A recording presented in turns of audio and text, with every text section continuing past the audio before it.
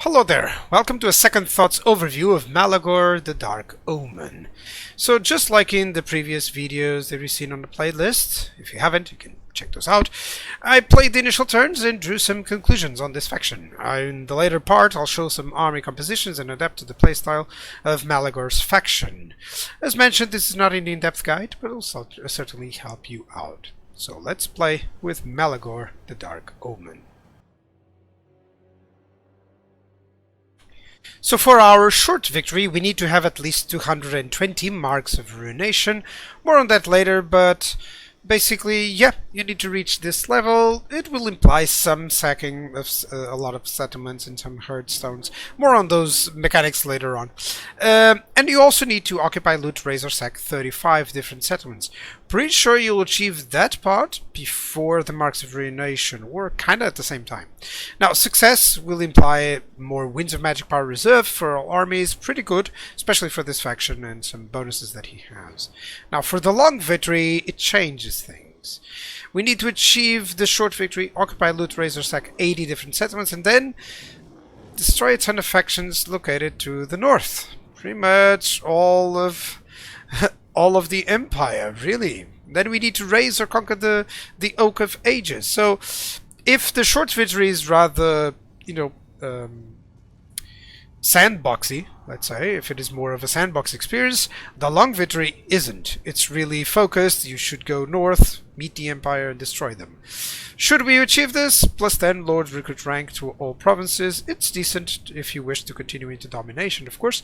By all means, you can benefit from that part. Now, Malagor follows the path of the Crowfather, so he has minus dread cost for all hero capacity upgrades, which is really good.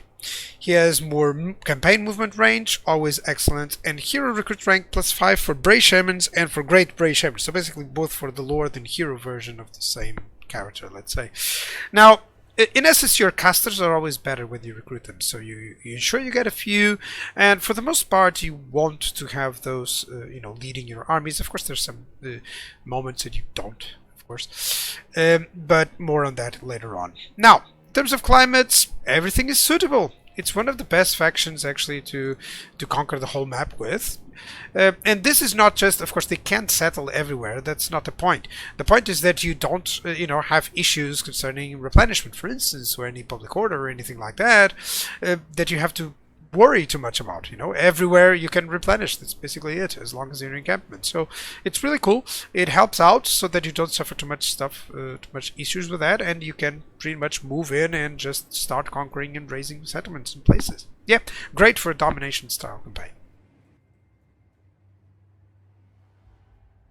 So you start off, of course, as a horde faction, and if you follow the initial idea of destroying the nearby settlement and settling the first herdstone there, it is quite a decent location. What you want for these locations is for it to have neighboring places, so that you get as much blood ground as you can, and that implies that you can get, really cool bonuses, or, reach the ruination level 2 immediately, or as soon as possible, just by using the ritual here. More on that later. Now, you may be surrounded, basically, but the marshes here are an excellent defensive natural barrier, so you'll benefit from that, as you'll have more, the enemy will have more difficulty coming over here.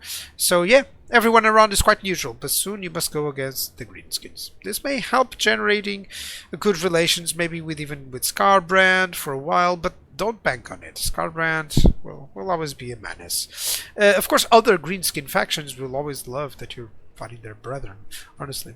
Now, typical expansion paths should go into the north. So then, of course, you'll destroy these areas here, but then perhaps the second herdstone around here, and as follows. And then you continue over to the north area, so that you can achieve both the short and long victory conditions kind of at the same time. Now, you'll most likely face off, and that's if the path that you follow is that one, you'll face off against dwarves, greenskins, vampires, ogres, and the Empire, of course. Those will be your main enemies, but of course count some Tomb Kings to the south and even Scarbrand over there. So the Beastmen are either at war or at peace. Nothing else is useful. They may, however, be able to to obtain some allies, and considering your initial greenskins enemies, anyone that is fighting them might become your friend, at least for some time. Therefore, it is entirely possible that you have Skaven, ogres, maybe even some greenskins if you protect them. Khorne is possible. As you can see here, he's improving, but he's unreliable at best, so be wary. So, good outposts would bring out some nice missiles or artillery, or even some single entities if you choose, but mostly some cavalry. That's the idea that I would have, probably. So yeah, bear those in mind as you try to plan out some interesting compositions with your Beastmen armies. As for mechanics, they're the same as for Khazrak. Hearthstones. Basically, you raise a location, you decide to put a hearthstone in it.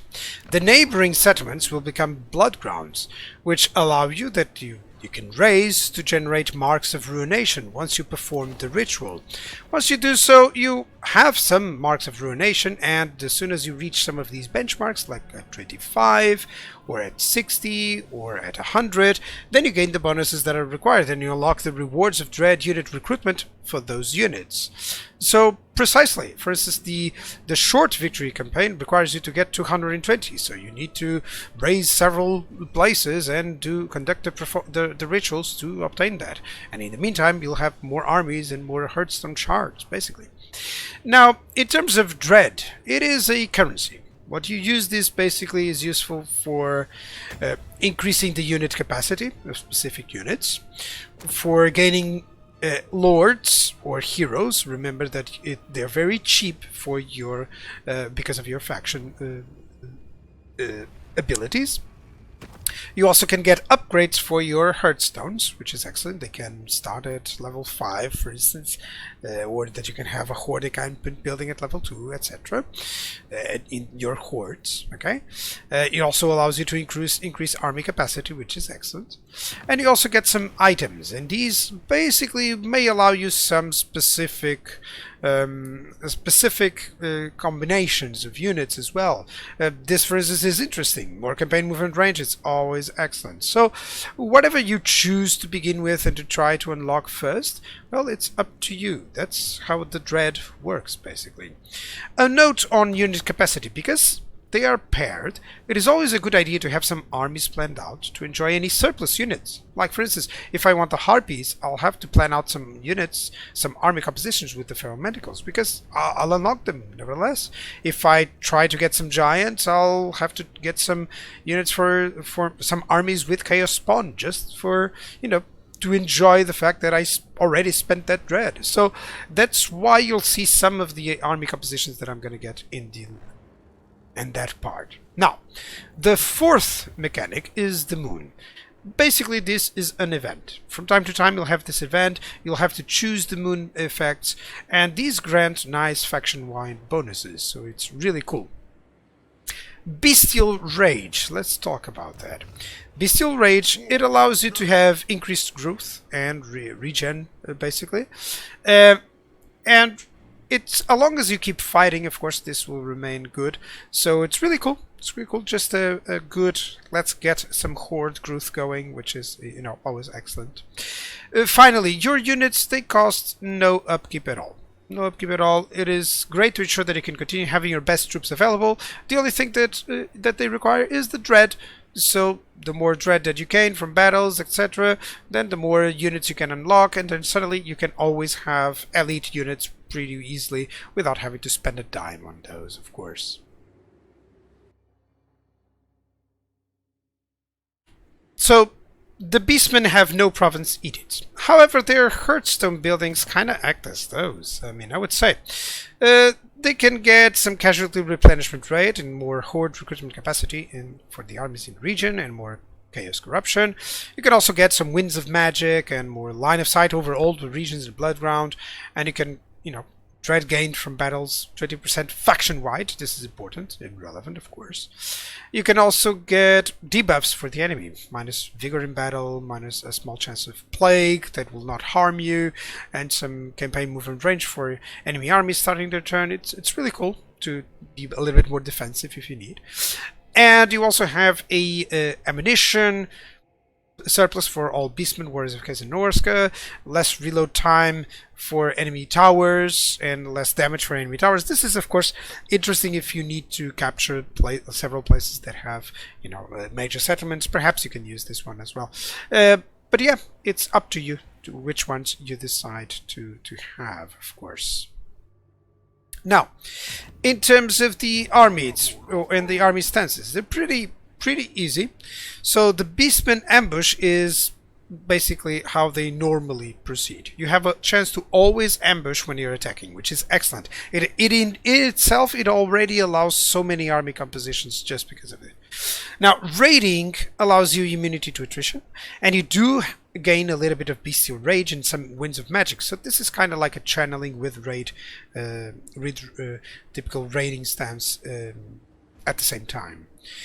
The beast paths, basically this is like the underground from the dwarves. You know, it's your underway style. It allows great tactical advantages, and yeah, in essence, this should be used whenever you want to just pass over difficult terrain. It's great. Finally, hidden encampment. It only requires 10% movement. It diminishes the bestial rage, note that, but you're always ambushing, so you're hidden until discovered. So you can encamp in order to build some stuff. Most buildings take a turn or so it's really cool. And then you can, of course, recruit units. It's always excellent in that regard. Okay.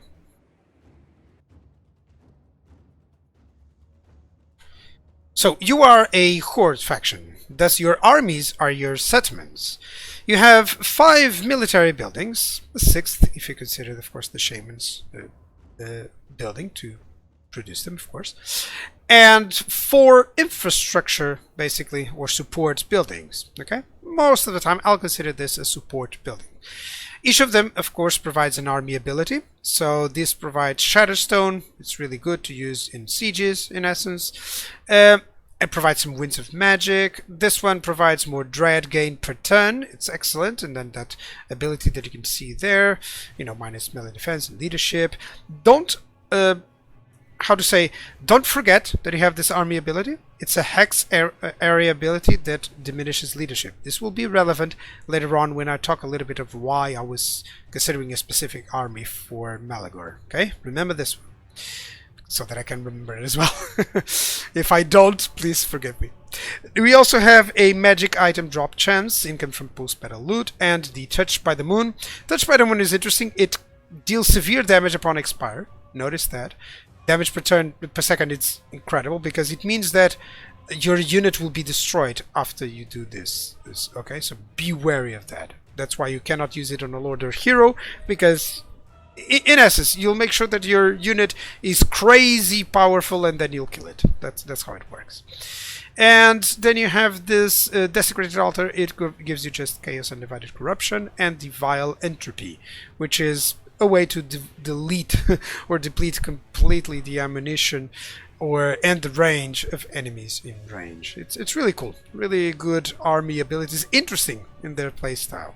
Now, so because of how these buildings work, in essence, you can build nearly every single building in your hordes, of course. What minds you is the order that you build them. And remember that at tier 3 you already have good choices. You have your top infantry unit, which is a great unit. No armored and armor piercing, it's always a good combo. Then you have some feral manticores and some chaos spawn here, and some harpies, which is pretty nice. Then you have some cavalry, basically on this building. You can also have some minotaurs, which is excellent. These are the bread and butter of nearly any Beastman army. And then you can have some giants at tier 3, which is really cool. Really good. It's a beast of a unit when you consider that it is still tier 3, guys. So make sure that you take advantage of that. Now, research. Let's talk about research. Research, where are you? Here. Research has a different approach. It works via challenges. You complete missions, let's say. For instance, over here, you need to win a battle with at least 4 heroes in your army to gain the option of, you know, doing this, to unlock in order for you to research this. And they're mainly about unit buffs, really. There's some here that, if I'm not mistaken, yeah, they give some campaign buffs, but most of the time you'll get some something good for specific units. So be wary. Make sure that you check all of them just to see, okay, which one should I try for? You know, like, oh, maybe I want a campaign movement range, so I'll try to win 4 battles in a single turn. Okay, so you plan out ahead, and you just ensure that you manage to do this so that you can get that the war herd ravages unlocked, and you can build it up. Okay, so yep, that's basically in terms of research. It's really nice. It's really a good one. It could have a little bit more, but I like the overall mechanic over here.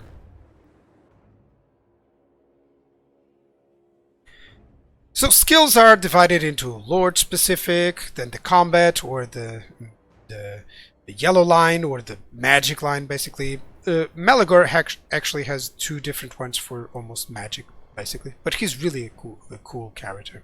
Then you have army or red line skills, and then the blue or campaign line skills. Now, the blue line actually has attrition and casualty replenishment rate at the same one, so I always go for it. It's really good. It's a no-brainer for me, at least. But you may choose a different path. You may choose a path that focused more on getting some magic items and post-battle loot. You may choose some more raiding or income from raising settlements. You may wish to just go for lightning strike, so you just go whatever you wish to choose previously to unlock lightning strike. Maybe you want some more horde recruitment capacity. Whatever you choose, it's up to you. Ambush success chance, for instance, may be a good idea, but remember that you have 50 to select from all of this. In terms of the red line, it's rather expensive considering the units that you have. More on that later, but there are no buffs for manticores, for instance, which is quite weird. It's one unit that they would benefit greatly here, so I don't know why they don't have it. Now, as for heroes, let me just show you. Heroes, you do have the Wargors who replenish troops. You also have the Gorbals, which is a beast of a melee character, by the way, and anti-large as well, so they're really cool. And they'll provide some bonuses for Minotaurs. And then you have, of course, the Bray Shaman. Now, note that the Bray Shaman, the best thing is that they will start with that +5. So, you know, it does pay off to have maybe 2 casters per army, and then to fight on a different way and try some combos between the different magic styles, such as the beasts and maybe shadows or death or wild. They have some good combos with reducing leadership, which if you combine with that army ability, it's really cool. You can just reduce leadership really well. Speaking of which, let's go into the army compositions, and I'll show you a little bit of an idea here for Malagor, some ideas for Malagor. So here are the red line skills for the Beastmen. They're rather expensive, as there are many units that you may wish to have in your armies that are kind of split up, such as, for instance, the Cygors. Could be with the other monsters. That would be nice, I guess.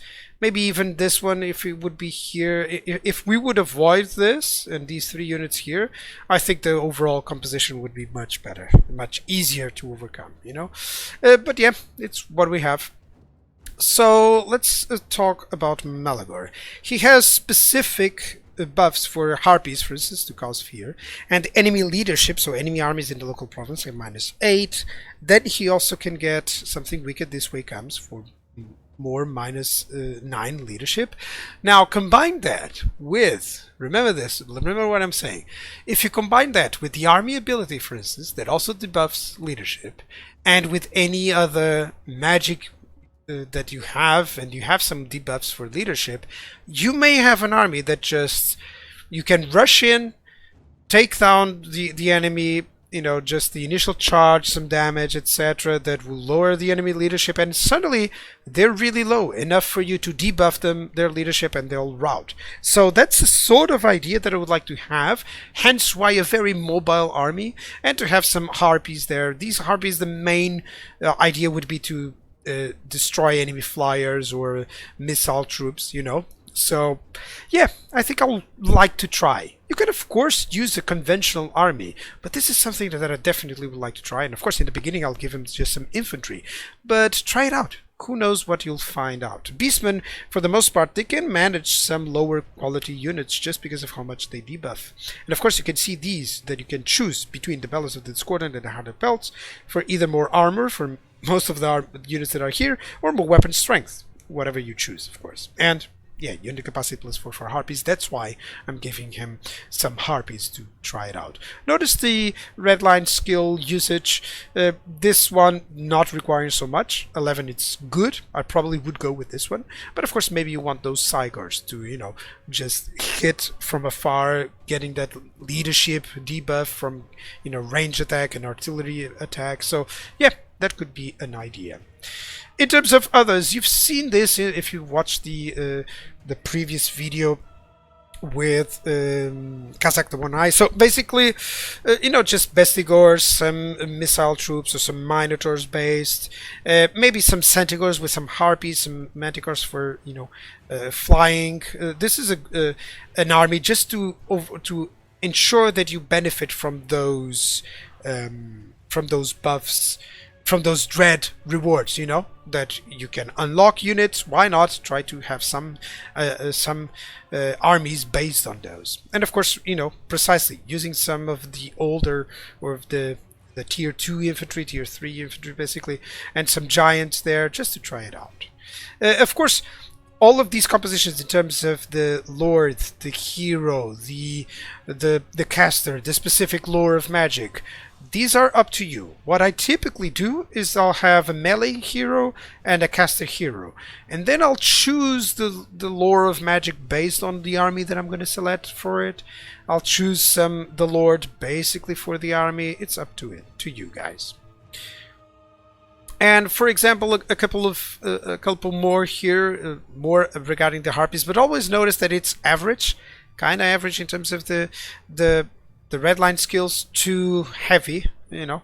So yeah, be wary of that. This would be an army probably based around the Manticores for taking down any missile troops, and the giants and single entities just to soak anything that they may have, and just the Minotaurs will do most of the damage, and the Bestigors, as soon as they reach, it's fine. But notice how I tried like a double caster combination. Maybe that would be a good idea to have those debuffs, those leadership debuffs that you may have. You can try those out as well with these, and especially you'll have those in Malagor. With Malagor, you'll have these guys with +5 skill levels, so yeah, enjoy that. That's the idea around slightly changing this from Kazakh.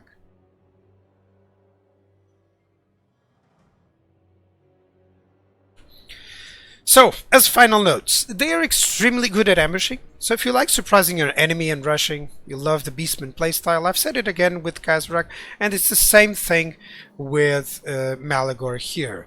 Although he doesn't Malagor, unlike Kazakh, he doesn't focus on Vanguard deployment, for instance. He focuses more on magic. So playstyle, abusing the amount of casters and the synergies between the different magic lores would always be a good idea. So you should invest in checking out a little bit of the different lores. You know, for instance, you have the Withering, giving -8 leadership. You have Lore of Shadows. Typically use Lore of Shadows for more magic, but for more damage, you know, like Penumbral Pendulum or Pit of Shades. But you can use it as well for these debuffs and try to force them away. For example, Devolve and the Withering, they're very cheap spells, you know, that you can do to immediately get someone completely away with the leadership, which may be a good idea for you to play around with. It's certainly something that I would try. As for their army, Beastmen have reliable infantry, average missiles, as what they have is somewhat decent, I've spoke before. Great monsters and single entities, it's their strength. They do lack heavy cavalry and anti-large infantry, which you may wish to obtain from outposts then.